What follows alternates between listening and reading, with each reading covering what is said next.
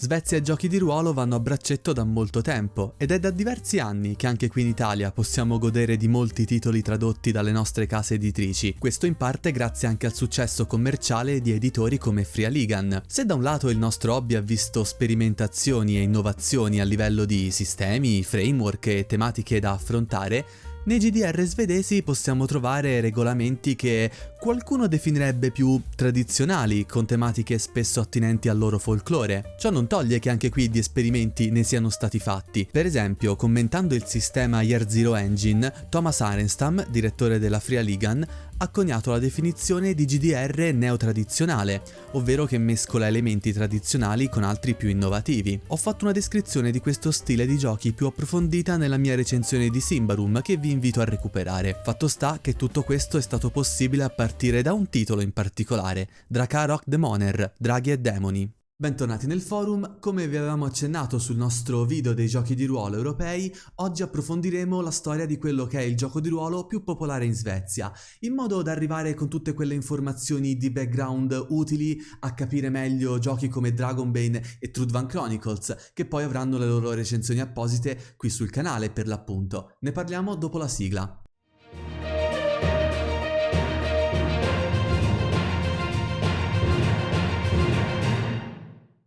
Partiamo dal problema principale. Ricostruire la cronologia delle varie edizioni di questo gioco non è affatto facile. Anzi, diciamolo apertamente, è veramente un casino. La stessa Wikipedia svedese ammette questo problema e ci spiega che è dovuto al fatto che questi giochi praticamente hanno visto fare da parte degli editori un po' di confusione con l'uso dei termini versione ed edizione. Confusione che tra l'altro appunto non spiegava se usando questi termini si stessero riferendo al regolamento, ai cambi di regolamento che c'erano nel frattempo, oppure alle varie riedizioni e ristampe che venivano fatte nel corso degli anni. Io proverò ad andare in ordine, quindi voi, come si suol dire, prestatemi orecchio. La prima edizione è del 1982, pubblicata dalla Target Games e nota come Scatola Blu. Si trattava di fatto di una traduzione e parziale rielaborazione del basic roleplay della Chaosium, con avventure e campagna incorporate. Infatti il fondatore di Target Games, Fredrik Malmberg,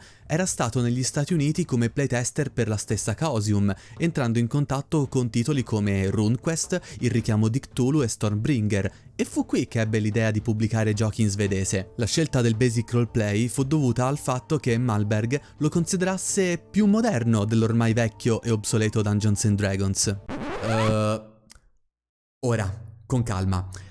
Io non sono un game designer, non sono uno storico dei giochi di ruolo, ammesso che questa figura esista, sono al massimo un recensore dilettante forse? Capisco questo punto di vista espresso in quel determinato contesto storico, ma mettendo a confronto i due sistemi permettetemi di dissentire. La seconda edizione, nota come Scatola Nera, venne pubblicata nel 1984 e riscrisse il testo da zero, però con poche modifiche al regolamento e l'introduzione delle papere antropomorfe come razza giocabile, riprese da Gloranta, con la copertina raffigurante Elric di Melniboné, iconico personaggio letterario del fantasy Sword and Sorcery. Nel 1985 venne pubblicata l'espansione Expert, che vide il passaggio dal sistema di lancio di dadi percentuale a 5 dadi a 20 facce, oltre a nuovi sistemi di creazione dei personaggi. Seguì nel 1987 un'ulteriore espansione per la Expert chiamata Giant. Sarebbe corretto definire questa la terza edizione in un certo senso, tuttavia sempre nel 1987 venne pubblicata la Scatola Verde ed è qui che cominciano i problemi. Nella prefazione infatti questa veniva definita come la terza edizione di Drakarok Demoner, nonostante in realtà fosse cronologicamente il quarto prodotto pubblicato, ed è qui che appunto nasce la proverbiale confusione che non hanno mai risolto tra l'uso del termine versione ed edizione del gioco. Questa Scatola Verde in realtà presentava un testo totalmente riscritto da zero, è vero, più con varie correzioni, ma si basava comunque ancora sul regolamento di 2 anni prima, praticamente ancora quello della Expert. Personalmente io quindi preferisco fare riferimento alle varie edizioni del gioco riferendomi a quelli che sono stati gli effettivi cambi di regolamento. Tenendo fede invece alle pubblicazioni cartacee, quella del 1987 viene in qualche modo considerata in realtà la quarta edizione edizione e non la terza, come indicato nella prefazione. Tolta un'espansione a tema samurai pubblicata sempre nell'87, nell'89 venne invece pubblicata la scatola contenente la più famosa e importante campagna di Drakarok Demoner, vale a dire Ereb Altor. Tenete a mente questo nome perché tornerà più avanti, che batté ogni record di vendite fino a quel momento per un GDR in Svezia. Nel 1991 venne pubblicata una nuova versione del regolamento che mescolava le regole del base e della Expert, considerabile come la quinta edizione, o quarta se ignorassimo lo strafalcione della precedente. I principali cambiamenti riguardavano la creazione dei personaggi, che invece di randomizzare le proprie caratteristiche, avevano adesso la possibilità di spendere dei punti per scegliere dove investire, oltre al fatto che le professioni dei personaggi erano state lievemente avvicinate a quelle di D&D. Altra modifica sostanziale fu alla magia, che venne notevolmente ridotta, lasciando spazio alle sole scuole di animismo, magia elementale e mentalismo, che non a caso ritroviamo anche in Dragonbane. Nel 1994 invece è il turno di Drakarok Demoner Chronopia,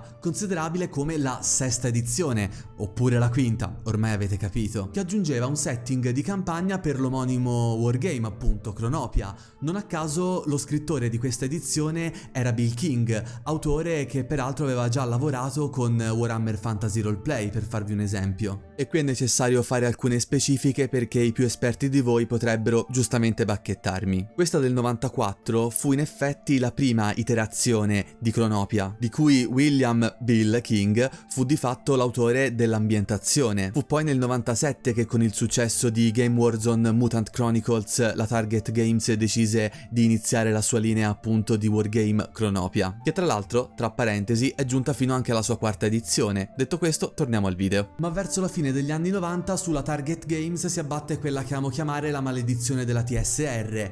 Infatti la casa editrice svedese va incontro ad una serie di difficoltà finanziarie che, se andiamo a vedere il contesto storico di quel momento, toccò anche ad altre realtà fuori dalla Svezia.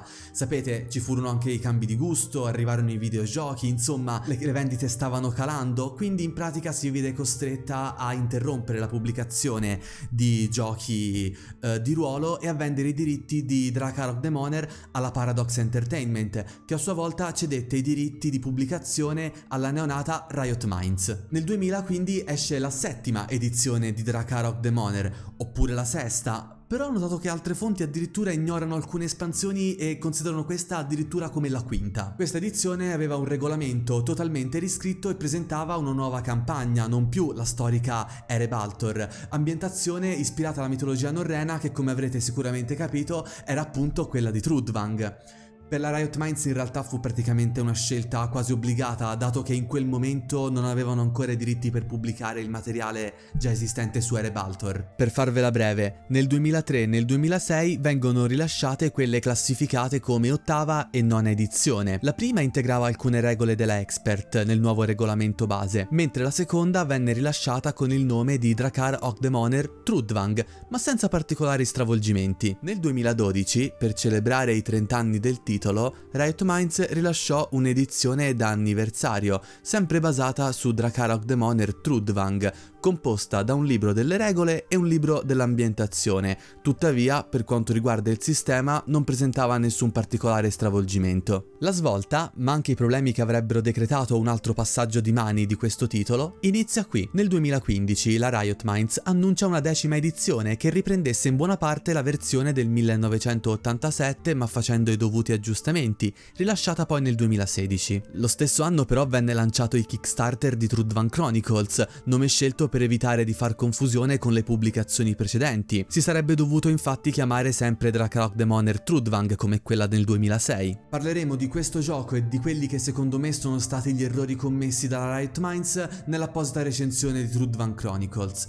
Per il momento vi basti sapere che, nonostante un iniziale successo, il gioco non andò proprio benissimo negli anni successivi. Nel 2019 infatti la Riot Minds ci riprovò lanciando il Kickstarter di un gioco di ruolo chiamato Ruin Master, che, se lo chiedete a me, è praticamente il mio sinonimo di gioco di ruolo finito nel dimenticatoio. Qualcuno di voi in effetti se lo ricorda? Appunto, non vi voglio annoiare troppo su questo titolo. Molto brevemente si trattava di un classico gioco basato su avventure molto tipiche di dungeon crawl e con viaggi in X-Crawl, come poteva essere per esempio in Forbidden Lands, e aveva un sistema basato sempre su dadi a 10 facce e dadi percentuale, sempre di ispirazione al basic roleplay della Chaosium. È vero, nel 2021 ci fu anche il lancio del bestiario di Ruin Master, ma come ora vi spiegherò la cosa non ebbe chissà quale seguito. Se vi dovesse interessare per caso un video su Ruin Master, fatecelo sapere qui sotto nei commenti. Io personalmente non so quanto ne valga la pena. Così nel 2021 terminarono i 20 anni di Drakarok Demoner sotto la gestione della Riot Minds, che si vede costretta a vendere i diritti del titolo appunto alla Free League, mentre quelli di Trudvang e di Ruin Master vennero ceduti alla Camon. Non a caso la Camon ha rilasciato quella bomba di gioco da tavolo che era Trudvang Legends. Sono sicuro che se tra di voi c'è qualche appassionato di gioco da tavolo non se l'è fatto sfuggire. Per quanto riguarda Ruin Master, non chiedetemelo perché non so nulla e non ho trovato nessuna informazione in merito, probabilmente è ancora lì a fare la muffa. E giungiamo così all'ultima edizione di Drakarok Demoner a cura della Free League, che stavolta invece ha un titolo internazionale di Dragonbane, che recupera buona parte delle illustrazioni di Johan Egerkrans utilizzate appunto per Ruin Master e fa un interessante mix tra quello che era lo storico regolamento del gioco svedese, integrando anche alcuni suoi personali cavalli di battaglia, in particolare ripresi da Forbidden Lands. Non so dire a questo punto chi abbia influenzato chi, dal momento che è un gioco che ha praticamente 40 anni di storia alle spalle. Mi auguro che state seguendo la campagna che pubblichiamo ora in questo periodo appunto di Dragonbane, che vi potrebbe anche essere utile per potervi fare un'idea più diretta di come funziona effettivamente il gioco. In ogni caso, se siete interessati vi rimanderò alla futura recensione di Dragonbane che pubblicheremo sul canale per l'appunto. In conclusione mi resta soltanto da dire che questo gioco ha avuto un impatto gigantesco nella cultura ludica svedese.